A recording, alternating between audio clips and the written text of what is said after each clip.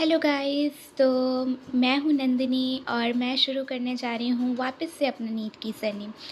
सच बताऊँ तो मेरा बिल्कुल भी इरादा नहीं था इस बार कि वापस से मैं नीट का फिर से प्रिपरेशन करूँ, क्योंकि मतलब मैं ना एकदम पागल हो गई थी।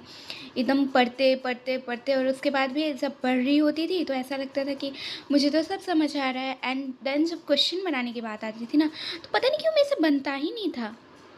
तो मतलब मैं इस बार क्या की थी कि मैं डिसाइड कर दी थी, और तो और मतलब मैं ना ये नीट का पेपर जब मई में होने वाला था ना तो मैं मतलब स्किप कर दी थी। पहले ही 1 महीना पहले मैं छोड़ दी थी, इतना एग्ज़ॉस्ट हो गई थी मैं। लेकिन फिर उसके बाद धीरे-धीरे फिर जब री-नीट हुआ मेरा, लाइक नीट का पेपर ईज़ी था एंड उसमें भी मेरे अच्छे स्कोर नहीं बने, तो फिर मैं सोची कि क्यों नहीं अब री-नीट में अच्छे से पढ़ लेती हूँ। री-नेट में भी अच्छे से पढ़ी पर फिर भी तो जब रीनीट में भी मैं अच्छा स्कोर नहीं कर पाई तो फिर मुझसे पूछा गया कि अब क्या करना है। तो कहने को तो लोग पूछ लिए हैं, मैं बोली मुझे नीट नहीं करना है, मैं कुछ और कर लूँगी कुछ और कर लूँगी, लेकिन नहीं।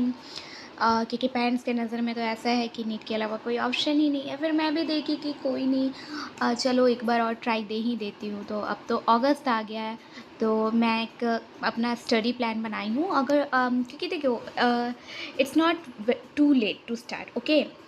अभी अगर अगस्त से भी अगर हम लोग काउंट करते तो हमारे पास पूरे 9 महीने में मैं क्या टारगेट लेके चली हूँ ना कि 6 मंथ में मैं मतलब सिलेबस कंप्लीट कर लूँ अपना पूरा। तो सिलेबस कंप्लीट करने से क्या होता है ना कि जब लास्ट के मेरे पास 3 मंथ्स बचेंगे तो मैं उसमें अच्छे से रिवाइज़ करना चाहती हूँ। क्योंकि ऐसा नहीं है कि मुझे आता नहीं है, मैं भोंदू सी हूँ, ऐसा नहीं है। लाइक मतलब मेरे स्कूल टाइम में मैं अच्छा स्कोर करती थी, सब कुछ अच्छा सा था। 11th में जब मैं नर्सरी में कोटा भी गई थी उस वक्त भी मैं अच्छा खासा स्कोर कर लेती थी, लेकिन फिर पता नहीं बीच में जानते हो थोड़ा लाइक चीज़ें सही नहीं चल रही थी लाइफ में, उस वक्त थोड़ा सा घबरा गई, ख़राब हो गई चीज़ें मेरी। तो मैं बस चाहती हूँ ना कि मतलब स्टार्ट कर दूँ, ऐसा खुद से रिग्रेट ना रहे कि हाँ मैं कर सकती थी, एंड मेरे फैमिली को ऐसा ना लगे कि ओ तुमसे तो होप था बट तुम नहीं करी, क्यों नहीं करी, मतलब कर सकती तो करूँगी। सो मैंने अपने बारे में बहुत कुछ बना लिया। आप लोग चैनल के साथ जुड़े रहोगे तो और भी बहुत कुछ बताऊँगी। मेरी लाइफ बहुत इंटरेस्टिंग रही है सच्ची में।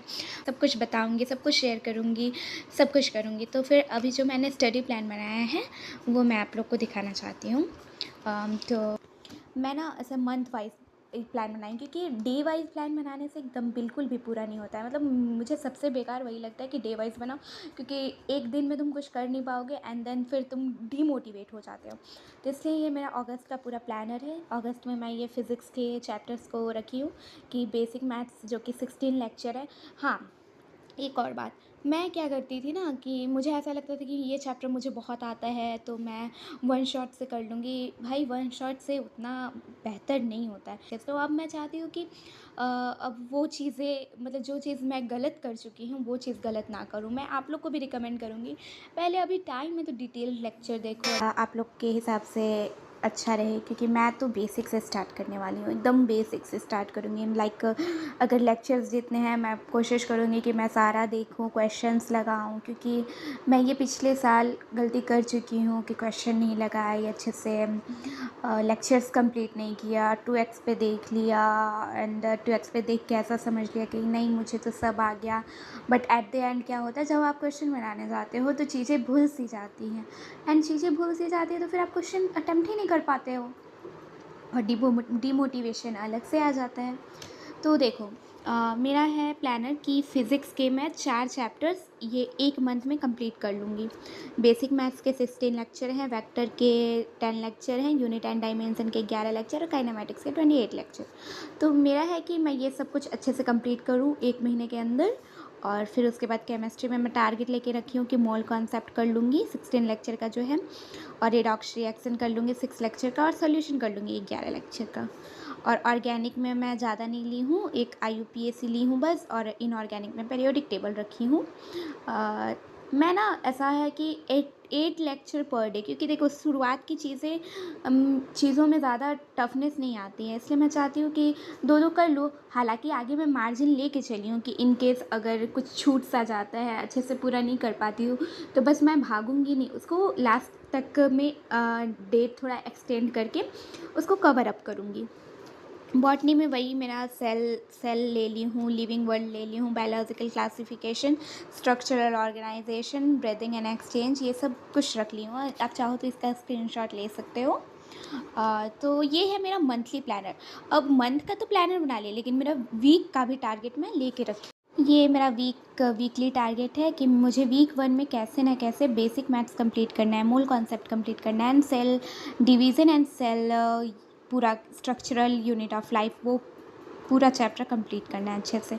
वीक 2 में वही लेके रखी हूँ कि वेक्टर और यूनिट एंड डायमेंशन कंप्लीट कर लूँगी, रेडॉक्स रिएक्शन कंप्लीट कर लूँगी, living world, structural organisation, tissue यानी, तो ये सब मैं कंप्लीट करूँगी। फिर वीक 3 में मोशन इन प्लेन कंप्लीट करूँगी, सोल्यूशन कंप्लीट करूँगी, आईयूपीएसी कंप्लीट करूँगी, बायोलॉजिकल क्लासिफिकेशन कंप्लीट करूँगी। फिर वैसे ही वीक 4 में मोशन इन 2D, पेरियोडिक और breathing and exchange of gases and body fluid and circulation. तो ये है मेरा 4 वीक का टारगेट। तो आप लोग चाहो तो फॉलो कर सकते हो। अगर साथ साथ में फॉलो करते जाओगे ना, तो आपको अंदाज़ा नहीं लगेगा एंड आपकी चीज़ें कंप्लीट होती जाएंगी। ऐसे ही देख लो, मैं ये अगस्त का ये इधर हो गया था, इधर सितंबर का पूरा बना रखी हूँ, लेकिन जब सितंबर स्टार्ट होगा तो फिर उसके बाद वीकली भी बना लूँगी, इधर मैंने प्लेस छोड़ रखा है। फिर उसके बाद ये अक्टूबर का मेरा पूरा प्लानिंग है। फिर उसके बाद स्पेस छोड़ा हुआ है ताकि वीकली और कुछ कुछ जो मेरा बच जाए, छूट जाए, वो सब कुछ मैं मेंशन कर सकूँ। फिर उसके बाद ये नवंबर का है। फिर उसके बाद ये आगे चल के ये दिसंबर का है। फिर उसके बाद जनवरी में ये देखो, जनवरी का जो मेरा लास्ट वाला है ना पोर्शन, इसमें कम चैप्टर्स है, लेकिन मेरे पास मंथ तो पूरा है ना, या लाइक 30 डेज़ है। लेकिन इधर देखो शॉर्ट लेक्चर्स है, 6 है, ये सब आप देख सकते हो कि शॉर्ट लेक्चर्स है ये सब। तो ये सब अगर शॉर्ट लेक्चर्स है, तो जो मेरा मतलब पीछे अगर पुराना बचा हुआ होगा, तो मैं उसको इसमें आराम से कवर अप कर सकती हूँ। लाइक मतलब अगर ये जो मैंने प्लानर बनाया है उसको अच्छे से फॉलो करती हूँ ना, तो 6 मंथ्स में एनी हाउ कम्प्लीट होना ही है। 6 मंथ्स एनी हाउ अगर कंप्लीट हो गया, साथ साथ में मैं टेस्ट भी दूँगी, सब कुछ और बताते जाऊँगी। ये बस स्टडी प्लानर है, टेस्ट प्लानर भी अलग से बनाऊँगी। और इसके बाद हमारे पास पूरे 3 महीने बचेंगे प्रैक्टिस के लिए। 3 महीना बहुत ज़्यादा टाइम होता है, जिसमें आप अच्छे से प्रैक्टिस कर लो। और आपका जैसे कि मैंने ये सब, ऐसा तो है नहीं ना कि वन शॉट का प्लानर बनाया, ये सब पूरा कंप्लीट लेक्चर का प्लानर बनाया है। तो मैं पिछले साल भी यकीनी 2.0 में रही हूँ, 2026 वाले। और जैसा कि हम लोग सब लोग जानते हैं कि हाँ, अभी तक वो एक्सपायर हुआ नहीं है, तो मैं तो उसी से करने वाली हूँ। और मैं टीचर्स लोग का प्रेफरेंस का अलग से वीडियो बना लूँगी, आप लोग प्यार दिखाइएगा। एंड साथ में तैयारी करने के लिए चैनल को सब्सक्राइब कर लीजिएगा, क्योंकि कंसिस्टेंसी मेंटेन रहती है। बाकी थैंक यू।